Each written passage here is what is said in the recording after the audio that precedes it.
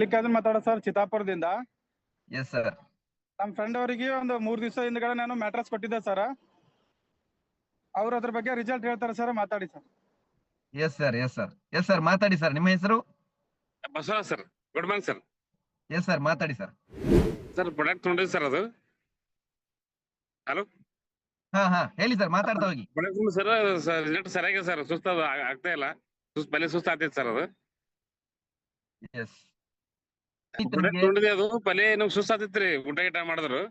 ಹಾ ಆಮೇಲೆ ಈಗ ತೊಗೊಂಡ್ಮೇಲೆ ಹಂಗೇನ್ ಅನ್ಸಲಾಗಿದ್ರಿ, ಸ್ವಲ್ಪ ಆಕ್ಟಿವ್ ಅನ್ಸಲತ್ತ ಸರ್. ಈಗ ಆಕ್ಟಿವ್ ಆಗಿದ್ದೀರಾ? ಮುಂಚೆಲ್ಲ ಸುಸ್ತು ಆಗ್ತಾ ಇತ್ತು, ಕೆಲಸ ಮಾಡ್ಲಿಕ್ಕೆ ಆಗ್ತಾ ಇರ್ಲಿಲ್ಲ. ಮುಂಚೆ ಆಯ್ತು ಸರ್, ಆತರ ಆತಿತ್ರಿ. ಆತರ ಇಲ್ರಿ, ಕರೆಕ್ಟ್ ಆಗಿದೆ, ಆಕ್ಟಿವ್ ಆಗಿದ್ದೀವಿ ಸರ್. ಸರಿ ಸರ್, ನೀವ್ ಏನ್ ಕೆಲಸ ಮಾಡ್ತಾ ಇದೀರಿ ಸರ್? ನಾವು ಶಾಪ್ ಇದೆ ಸರ್, ಟಿವಿ ರಿಪೇರಿ ಮಾಡ್ತೀವಿ ನಾವು, ಟಿವಿ ಫ್ಯಾನ್.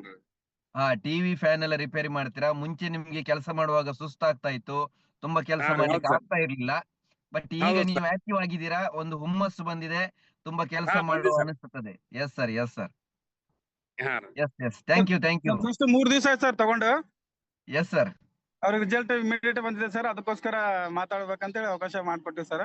ಅದಕ್ಕೋಸ್ಕರ ತುಂಬಾ ಥ್ಯಾಂಕ್ಸ್ ಸರ್. ಎಸ್, ಎಲ್ಲಿಂದ ಮಾತಾಡ್ತಿದ್ದೀರಿ ಸರ್? ಸರ್, ಕಲಬುರಗಿ ಜಿಲ್ಲೆ ಚಿತ್ತಾಪುರ ತಾಲೂಕಿನಿಂದ sir. Yes sir, thank you. Kalaburagi